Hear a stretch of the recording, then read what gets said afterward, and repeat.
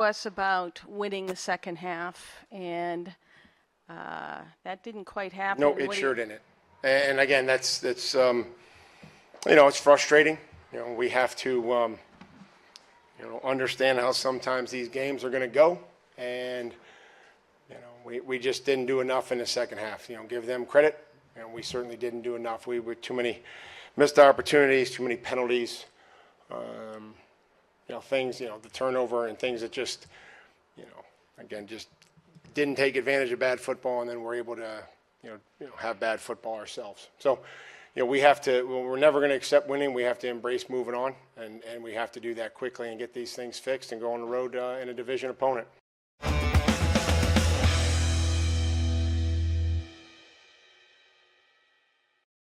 As the New England Patriots fall to the Las Vegas Raiders, 20-13, the final score out of Foxborough yesterday afternoon. Annabelle Hasselbeck, Jade McCarthy here with you. And look, AB, we heard Mike Vrabel preach and preach and preach about the second half and the importance of winning the second half. He went back to last season, talked about all the teams who walked away with W's in the opener and how the majority of them won the second half of the game. And of course, we saw pretty much the exact opposite of that from this Patriots team yesterday. And, he's asked about it. He's honest about it. But clearly, this was not the season opener that this new regime wanted for the New England Patriots.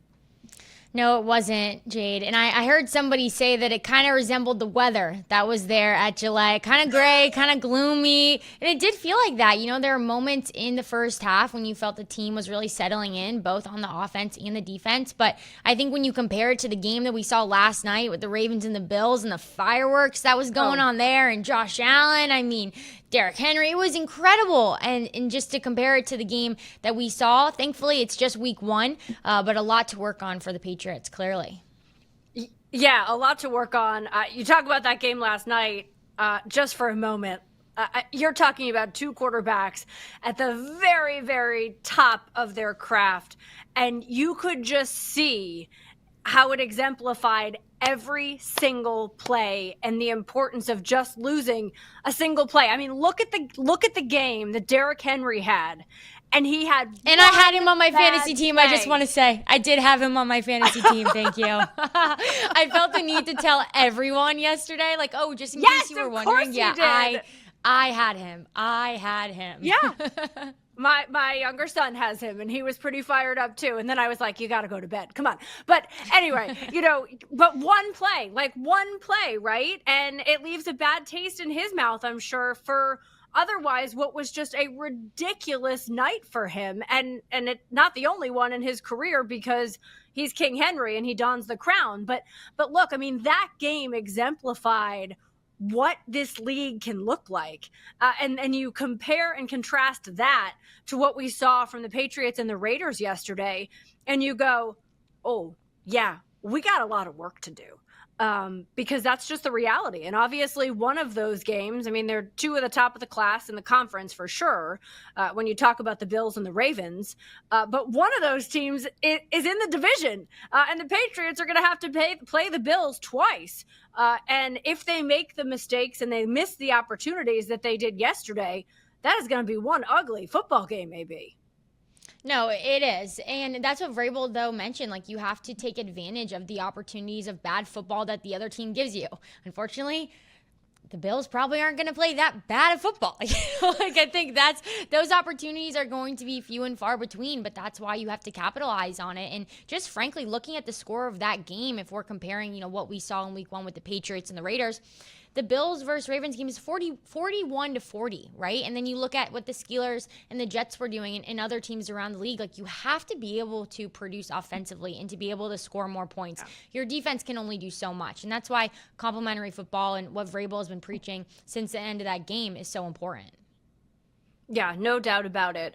You look at what the Patriots did in the second half of this one, and they came out flat. Obviously, there was the interception, and then it was punt, punt, punt, punt, punt, field goal. And that's just not the way to win football games in the National Football League. The head coach certainly knows that. He was disappointed post-game. How was he today? 24 hours removed. Here's Mike Vrabel. I think to have a successful offensive play, it takes really everybody. It takes the play caller, right, getting the play in efficiently. It takes us being able to identify the players that we need to block, the ones that we're not going to be able to block, and the ones that when we block them and we're in combination, then we have to move them, and then the backs have to run where they're not, and we say that. So again, it's not just the players that we have that we're handing the ball to. It's everybody, and again, we have a lot of confidence in the running backs, but also we have to be able to have a great execution in any scheme, whether that's a zone scheme, gap scheme. And so again, the bottom line is we have to run the ball better and we have to run it more efficiently, because then I think that all opens up, some more of the stuff that we're doing and can do and want to be able to do, so that it's not just a drop back passing game. You guys went away from the run a lot in the second half. I don't think Ramondre or Trevion got any carries. Was that just because the run game was inefficient? Yeah, it wasn't wasn't one of our better plays, and again, we just have to take advantage of the plays that we do call and hit it when we have guys open, and just being able to start the second half and being able to go down there and continue that drive, and unfortunately, not turn it over and be able to create some momentum in that situation. Mike, you talked about this real briefly after the game, but with the benefit of hindsight, any more thoughts about deciding to punt with roughly 5 or so? I mean, I don't think so. I think that the way that the game was going, I mean, again, hindsight, yeah. I mean, if we were going to get the 4th and 10 and go down there and score a touchdown and stop them, and but they don't let us do that. We have to make a decision. You have to be decisive, and then once you do that, you have to execute on the field. And so we weren't good enough. It didn't turn out to be the right decision, and it didn't turn out to be the right execution. And unfortunately, when you get into those situations, down 2 scores like that, everything has to be perfect. Everything has to be perfect. And so that's why you have to avoid those situations at all costs. Talking about the 21-yard punt, of course, when Mike Vrabel elected to punt the ball, and as he just said, maybe not the right decision and not the right execution, which we heard him call out after the game last night as well. A couple things to get to, AB, that Vrabel touched upon today. One of them, of course, being that run game. I mean, 60 yards on the ground, fewest in an opener since 1996. 1996. I mean, whoa, I wasn't born yet, Jade. I wasn't even born yet, Jade. Exactly. Like, we're in a different century here. So clearly, the run game is going to have to improve. I don't think that there's any question about that. And then, of course, he addressed, coming out, first possession of the second half and that ending in an interception. And Drake Maye, obviously, was clear that he needs to do better and to be better and make better decisions. He spoke a little bit about that after the game. Yeah, I think we just got to be better. I think my decision on the first drive coming out was the one that killed the drive, and then from there on, we just got to get the first down. I think once we kind of get the first down, I think we kind of moved the ball well, and got in a rhythm. And I think just adjusting from halftime, I think I could do a better job of getting the guys and making throws, and I thought the guys up front battled hard. I think they blocked them pretty well up front. I thought, and like I said, just get the first down, and from there, I think just make some better throws. Be more accurate, and I think getting points out of that first drive would have been huge. Could you take us through the play that led to the interception? Yeah. I think I thought I had Diggs. Over on the right, and got to kind of look back at it on the film. You don't have a great look at it. I think I missed it high. I think I got to step into it more. I think I may have got hit up front, but that's just part of playing quarterback in this league. You got to step into the throw and take hits and be accurate. And yeah, it's just there's plays throughout the game you wish you had back, and I can think of 3 or 4 from me that can help dictate the game, and yeah, it's just a bummer thinking back and looking back at those. Drake, can you tell me what happened in the first half on the delay of game? It was 3rd and 12 at the Vegas 17. You guys broke the huddle with about 14 seconds. What happened there? It looked like maybe you were trying to change the play. Yeah, just trying to get in. Trying to get into a good play. I think just got to be better with bring the back in the backfield, timing it up with the play clock. I saw it at the end, and I think I surprised Garrett. Trying to get the ball. I think that's what happened, and just got to be more efficient getting out of the huddle. I think got to preach those guys and.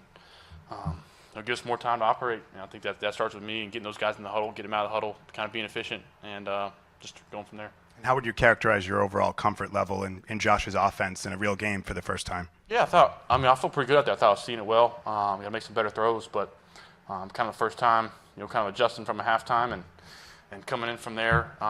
Just got to be better on my part. I think down in the red zone and little things with details. 7 versus 3 is huge in this league. And just make every possession count. And I know there's times that we have looks that we like, and I can think of letting a couple rip that I should have right now. So just taking advantage of every possession and just trying to build those guys and, like I said, get the first down. It's funny, AB, sitting there watching it as it played out yesterday, it seemed like after that first possession of the game that obviously didn't go the way Drake and the offense wanted it to go. They started to get, into a groove there, and things were moving in a positive direction. And you kind of hit halftime, and you were like, all right, like they can come out, they can build on this, and it literally went the other way. I know coming out, I was like, okay, like they're going to start to move the ball better. This will be a little bit more seamless. Maybe Vegas struggles a little bit because the defense really was playing well. Certainly the run defense was playing well against Vegas. And then it just went the complete opposite way.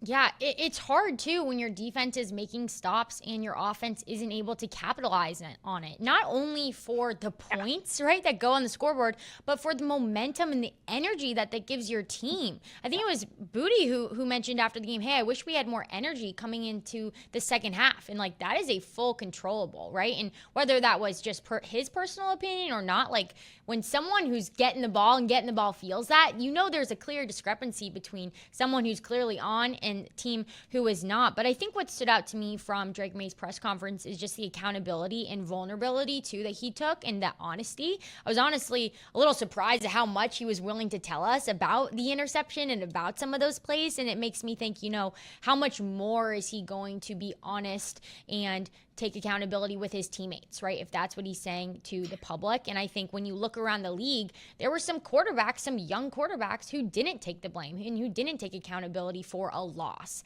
And people saying, well, that team had a lot of free agents and look at how they busted up their team and other things like that. And so I think for the Patriots, yes, you would have wished for a better production from the offense. It doesn't help that you didn't have any run game for your young quarterback. But I think when you look about how this team is going to respond, Vrabel said it right after the game. Hey, I'm interested to see how my leaders respond to this. Who steps up? How are they going to react, right?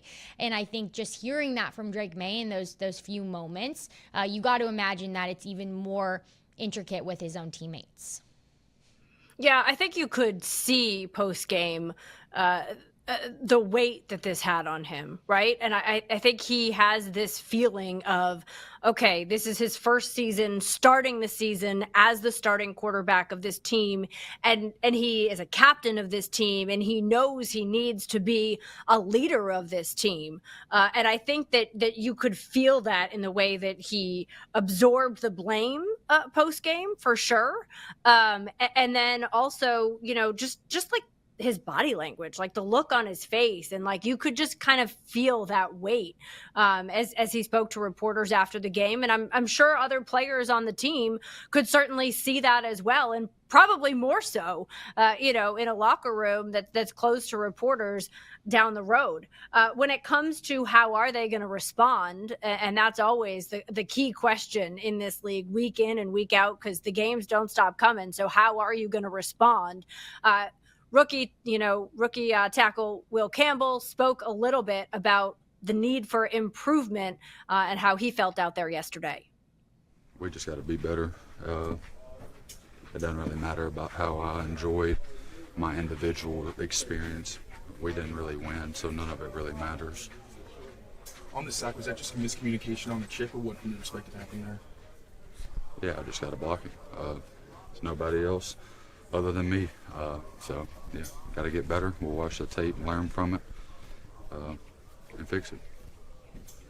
How do you process a loss? Are you somebody that likes to sit and watch a ton of tape? Do you like to turn the page quickly? What is, the next couple hours, the next day going to look like for you? Yeah, I mean, I think you just, look over what we could have done better as, a standpoint from up front, what I could have done better and what we could have done better collectively as offense, because our defense played their balls off, and we just got to help them out. So, that's what we're going to do. We got to get in the film room, and just find ways to get better. Well, guys, let's take two more. Well, did you guys come into this game feeling like you'd be able to run the football, and was it disappointing you didn't run it better? Yeah, I mean, I think, it's a part of our plan to run the football. But, yeah, we just got to get better. Will, what happened today meet your expectations of the debut, and what was different than you might have expected or been told about the debut? In what way? Just like, you going into today, your first NFL game, what you expected to see, and then what might have been unexpected that happened today. I mean, I think, it's the NFL. You expect a good team. We played a good team. Whenever we don't play up to our standard, it doesn't go our way, and that's exactly what happened. We just got to play better on offense. Again, similar to Drake, just owning it, right? Like, we need to go out there. We need to play better. Yeah, we expect to run the football. You got to run the football at some point. We've talked about this so much, AB, right? Young quarterback, whether, maybe not a rookie, but he's in his sophomore season, his first season as the starting quarterback of this team. Best friends, stout offensive line, good tight end. We obviously saw some good plays from Hunter Henry, and a run game. And 60 yards on the ground is just not going to get it done. And then you look at third downs, right? 4 of 13 on third downs. That's also not going to get it done. You've got to be able to hopefully avoid them, right? Like, you don't want to get into third and long all the time. But at some point, you're going to have to be able to convert a better clip than 4 of 13 on third downs.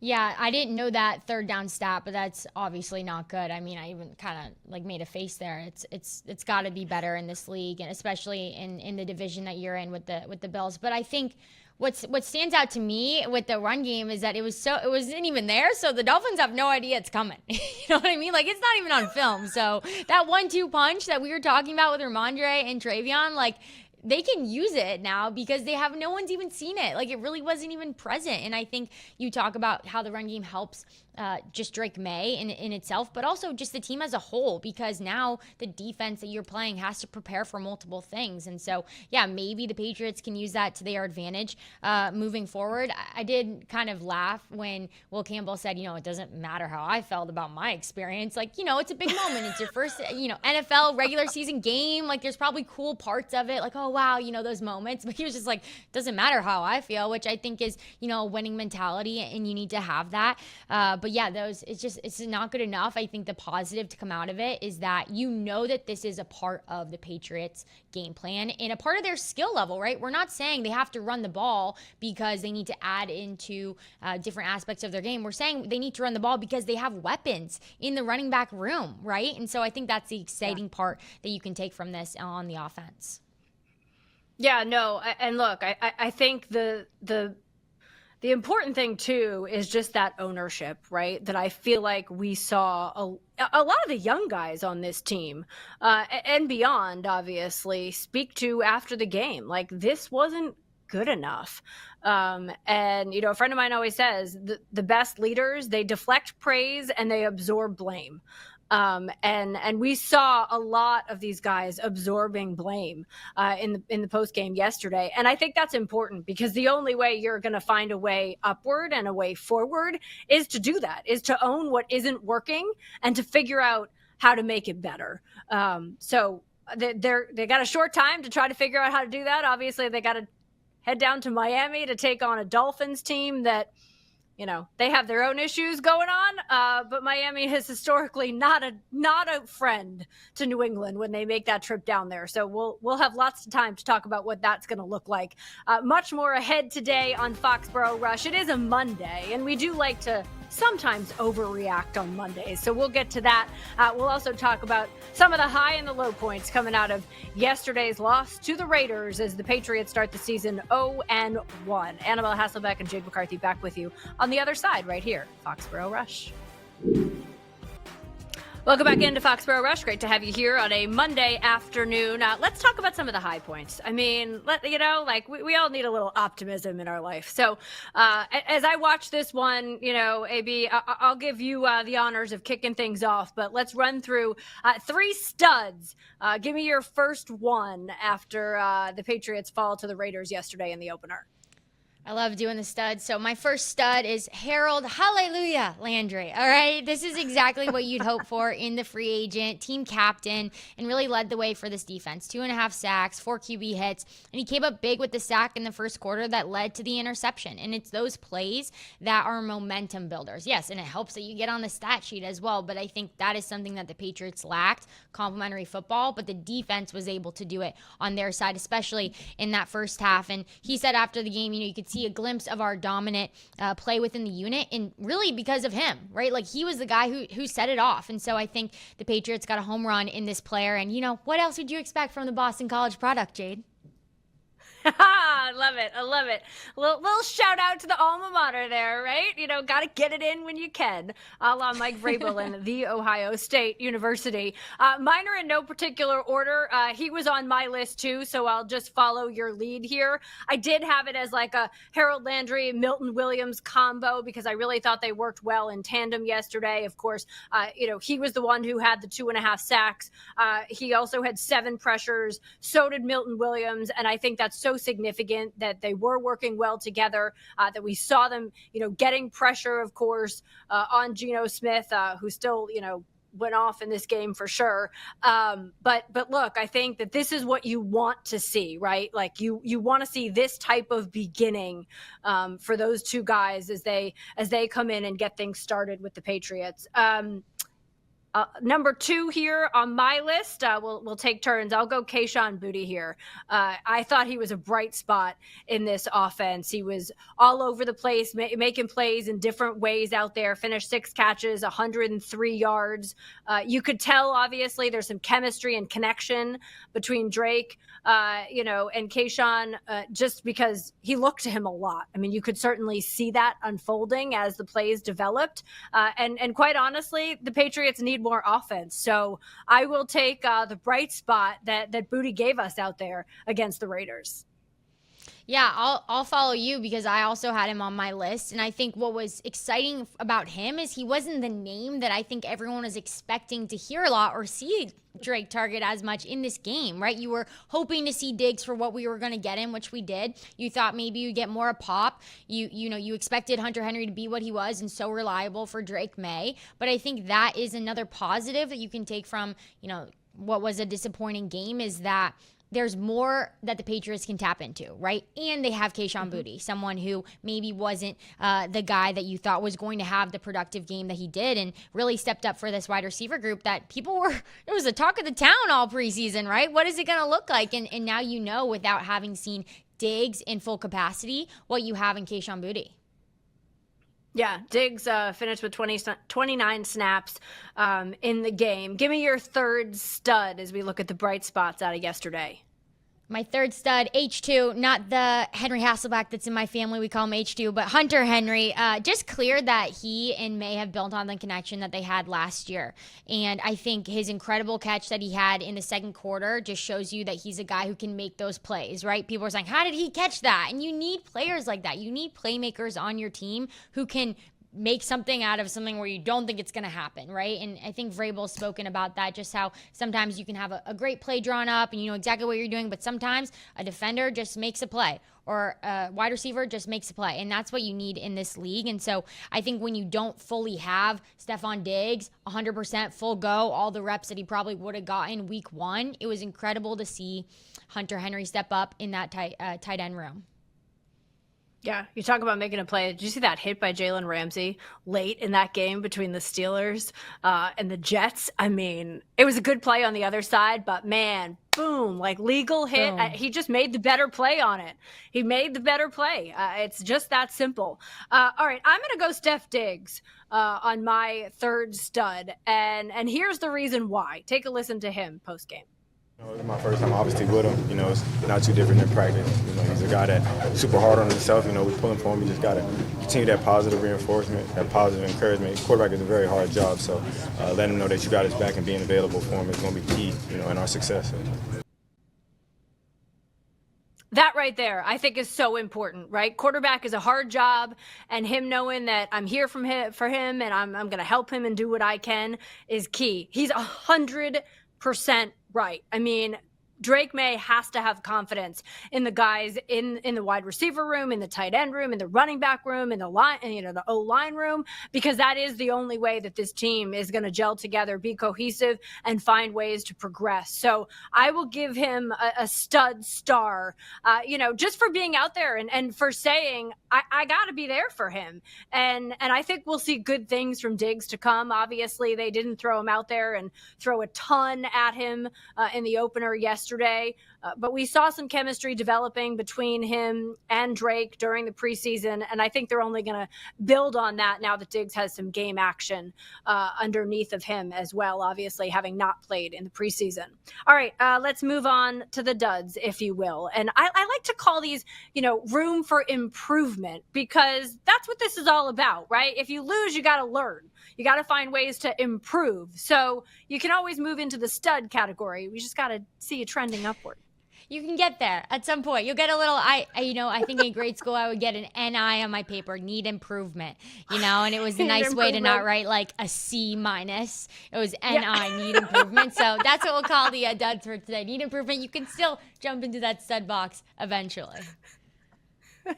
All right, who you got? Give me your NI number one. Yeah, I think need improvement. I was disappointed in the special teams as a whole, in the special team play. You missed the field goal. You've won too many penalties. Vrabel wasn't happy about the punt that we talked about earlier. And in a game like this, you cannot afford to not execute. Just execute on special teams. And so I think for me, that had to be one of my need improvements. And you look around the NFL as a whole, there were a lot of missed kicks, right? So it wasn't just the Patriots. Yeah. Rookie kicker coming in, your Atlanta. first NFL reason. Right, exactly. So, there's nothing unique about the Patriots situation on special teams for week one. But I think when you look in the context of this game, it was one of those extra minuses that you just definitely did not need. Yeah, 100% agree there. I mean, I think you obviously, you got to make the kicks, the punts, 21-yard punts, you just can't have it. So all of that needs improvement for this team. And we said, right, it often comes down to 3, 4, 5, maybe 6 plays in a game that are difference makers, and when 3, 4, 5 of them are on special teams, that's a problem. So you've got to find a way to improve on that and help it work to your favor. We talked a lot about this, in the early going of the show, but the run game.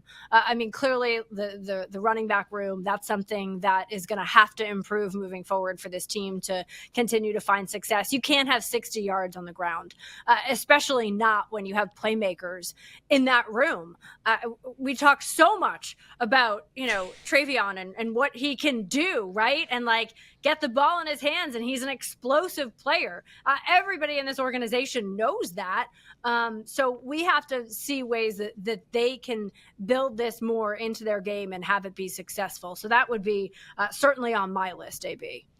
Yeah, I was right there with you for the run game being on my list. And you got to imagine that the running back room is sitting there did that really happen? Did that really happen? Or they're, understand that it happened, and they're just little do the Dolphins know, what we're coming with, because nobody's seen it in the regular season. It's crazy, right? It's all we were talking about. It's all the Patriots were really talking about too, and just how excited they were to get Travion Henderson, their home run hitter, into space. And you really didn't see that. And so I think that's what, yes, it's upsetting, but clearly, and Vrabel even said it, we listened to it, he didn't feel confident in their effectiveness to run the ball. So they shut it off completely. And so hopefully that's something where you don't have to shut the run game game off completely because you are able to effectively run the ball. And, I think what stood out to me is how he said it's not just on the running backs, like it's on everyone on offense to get that done. So, yeah, definitely an area that needs improvement. But, I would bet all my money that you're going to see it in the next game. Yeah. And obviously it's game situation too, right? Like it's a lot easier to get out there and run the football when you're converting first downs and finding a way to move down the field and you're not behind in the game and trying to play catch up and therefore, hanging back in the pocket and passing the ball. Like that's not going to be the recipe for success. And we saw a lot of that in the second half yesterday. I will go with the passing defense for number 2 here. I mean, Geno, look, we've seen him and Pete Carroll work well together. He was the comeback player of the year out there in Seattle, and they've, moved on to the Raiders. But, 362 yards, 9 pass plays of 20 plus yards down the field. You just can't be giving up those types of plays over and over and over again in a game. So clearly there will be a focus, on shoring up the passing defense and finding a way to have it build together with the run defense. Yeah, and multiple guys too, right, on that Raiders offense, and Bowers even getting hurt in that game as well. And clearly they were like, we're good. We don't need it. But yeah, I think, Geno came into Gillette twice now, and beat the Patriots in that way. And so it'll be interesting to see how they do against the Dolphins with an even faster wide receiver room. Hopefully Gonzo will be back. I don't know. I think it always helps to have your lockdown corner, your number one guy, so you can spread the wealth around the defense. It doesn't hurt. That would be nice. But like I said earlier, we're just saving it for week 2. You never know. But I think for me, the final and I need improvement would just have to be the offensive line in the second half. Like that is the time where they really broke down. You saw Max Crosby and Malcolm Kuntz getting way more pressure on Drake Maye. The penalties came, and you don't know exactly what was going on in those guys' minds when the penalties happened, but fatigue definitely sets in. Like it's later in the game. There's a lot more going on. Right? You're down. You have to make something happen. And so I think just with that comes time, and that comes chemistry with your team and doing it together. The strip sack in the fourth quarter wasn't good, but I think controlling the controllables, able to finish the game in the second half, the protecting Drake Maye at the end of the game. I think last week I had said I had my blinders on, right? I was only going to look at Drake Maye. And so I think for me, it's finishing that out in the second half. Yeah, for me, I got to go with the quarterback. Honestly, I think the bottom line, and I think we saw this with the way Drake carried himself after the game. He knows he needs to be better. This team knows he needs to be better. We all know he needs to be better. Obviously, taking care of the football is so important, and he didn't successfully do that throughout the course of this game. I think it's one of those things that you watch some of the throws that he makes. That touchdown pass to Pop, it was on the money perfect, right? Like it was where only he could catch it. It was a terrific throw.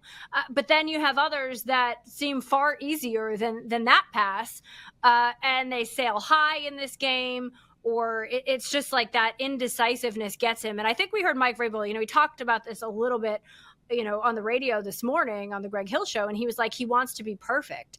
And the reality is it's like he's right. Like the head coach is 100% right in the sense of it's not about being perfect. It's just about being precise, and it's about being consistent.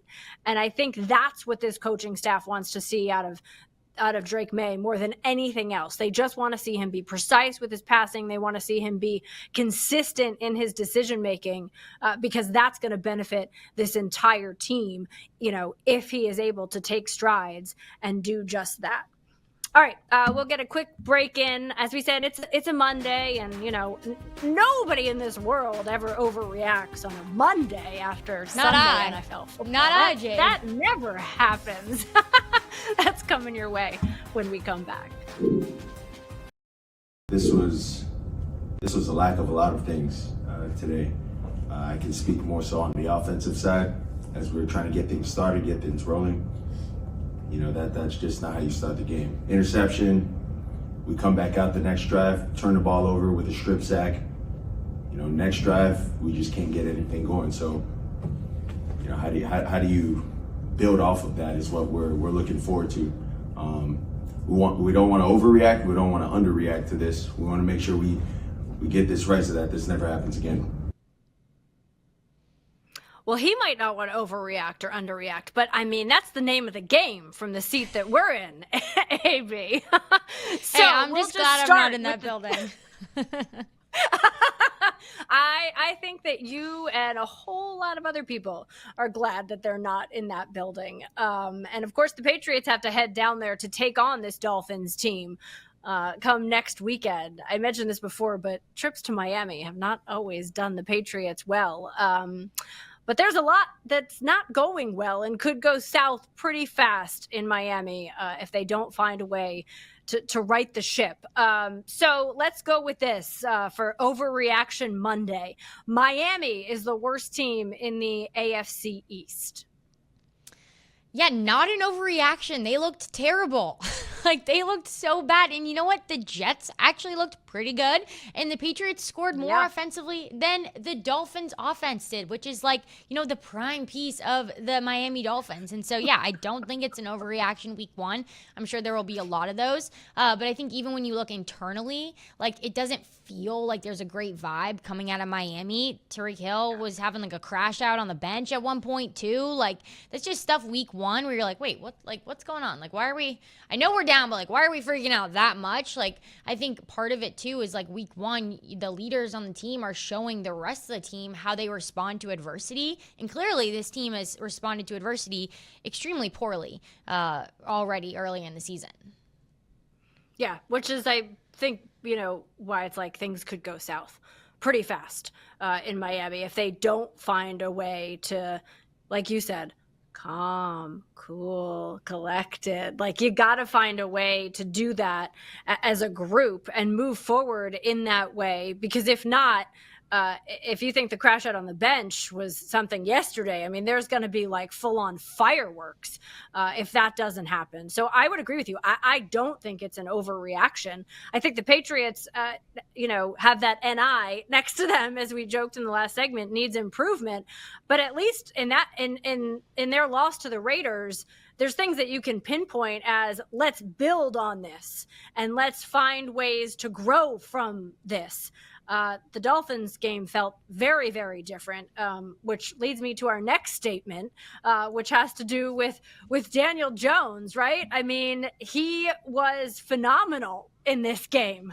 Like, I don't know. I mean, I don't say that I wouldn't say I saw it coming. And I'm happy for him, right? I mean, everybody loves a reclamation story. That's the truth. I mean, everyone loves a great comeback story. So is Daniel Jones this season's Sam Darnold? Yeah, I mean, I don't think that's an overreaction. He looked amazing, and so did that entire Colts team. They blew out a Dolphins team that nobody thought was going to beat them. It was also an emotional day for the Colts organization. They were honoring their former owner, Jim Irsay, and so, like, that comes with a lot of weight, not only just for the organization, but, like, pressure, right, on the players to perform and to be able to deliver a win. And, like, what a win did they deliver? It was incredible. He rushed for 2 touchdowns, too. Like, I mean, this guy was absolutely on fire. So, no, I don't think it is an overreaction to say that he's going to have an incredible year and could be the Sam Darnold like we saw. Sometimes you just need a reset. You need a new organization. You need a new coach. You need a new vibe around you. Different just teammates too, to uplift you and vibe around your team. So yeah, I think this could definitely be a possibility for Daniel Jones. Yeah, it's early. I would caution that, but I don't think it's a complete overreaction. It's been a long time since we've seen him go out and have the type of success that he did. I mean, look, 7 drives and they scored on each one of them. I mean, he just marched them down the field all day long.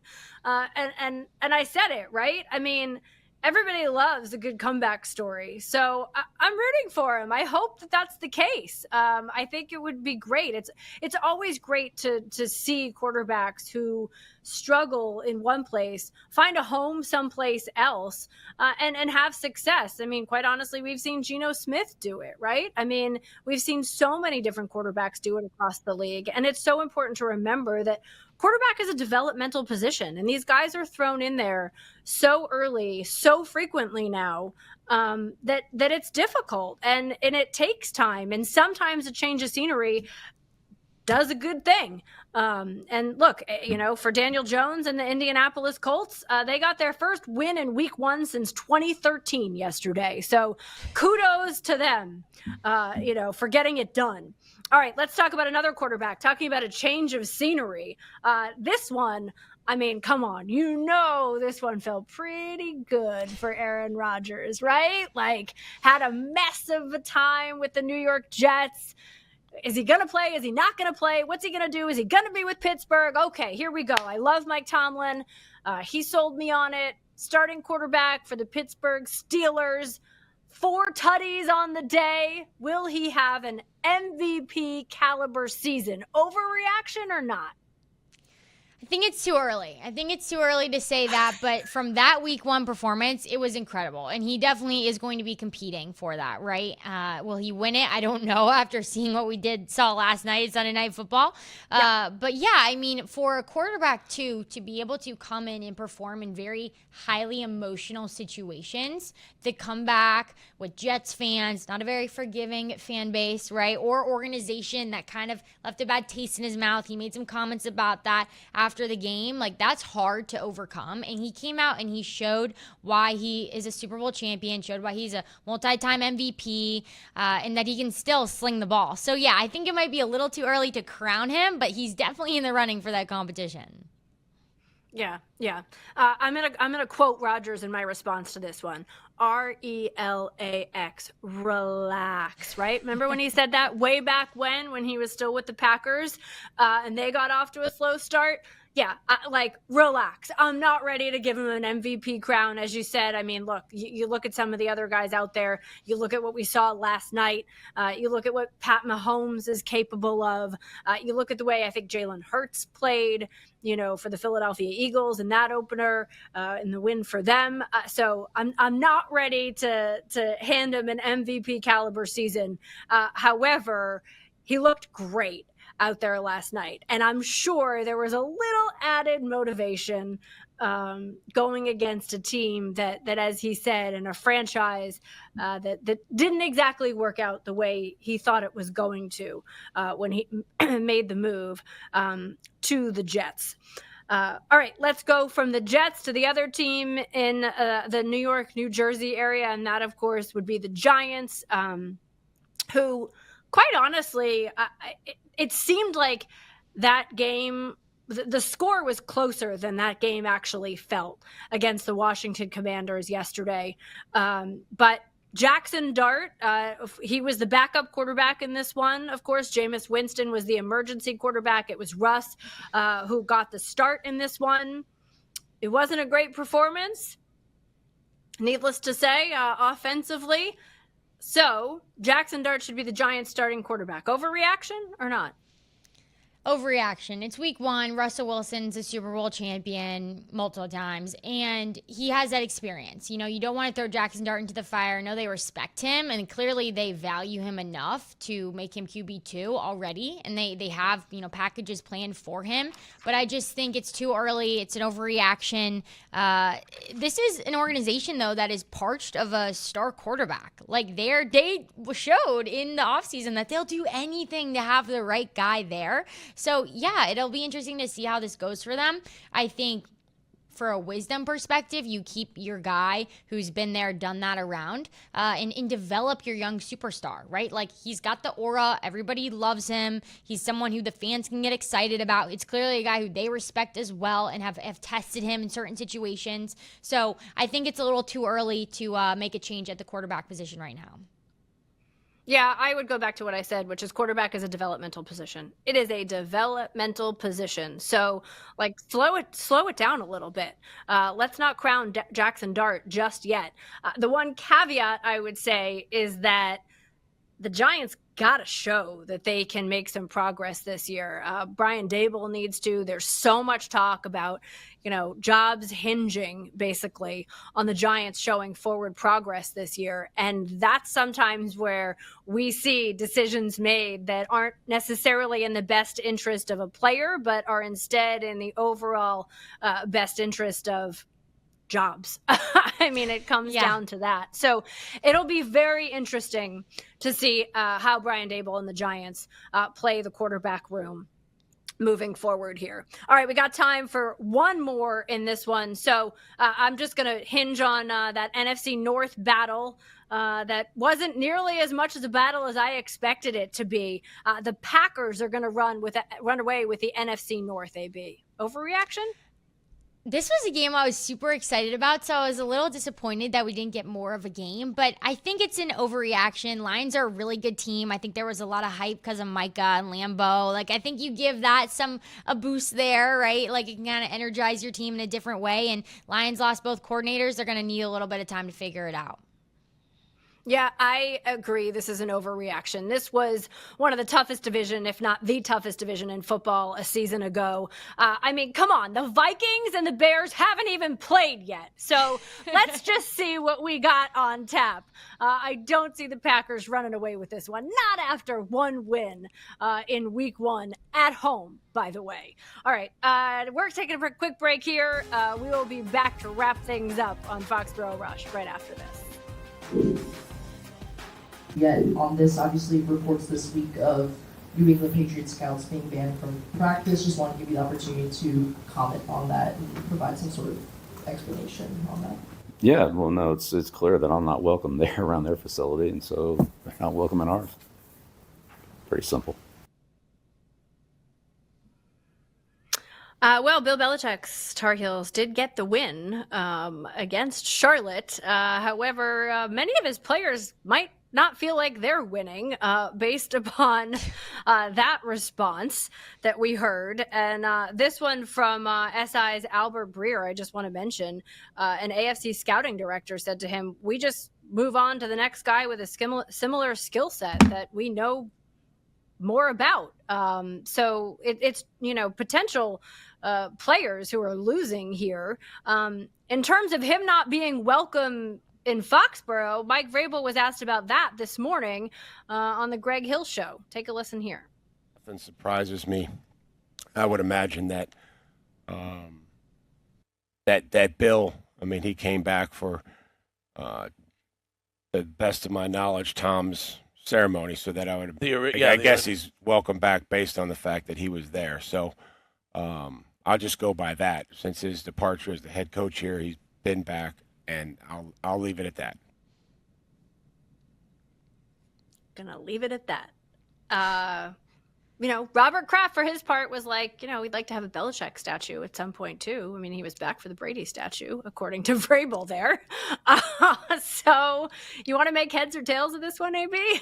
Yeah, I mean, I think that, too, is what is crazy about this whole situation is that the Patriots ownership publicly have done nothing to say anything bad about Bill Belichick in this situation, right? Like, whatever happens behind closed doors happens. But I think it's really upsetting because you think about the UNC players specifically. This has nothing to do with the success on game day for UNC, and yet it is blowing up, and it's really hurting their players and their ability to go beyond UNC in their ability to be looked at by scouts. And so I think when you think about like the unselfishness of a head coach and what you're willing to do for your program, this is actually hurting your program. And, people get fired all the time in sports, out of sports. And a big skill is leaving well. You're always going to have a transition in your life, whether it's relationships or it's your job.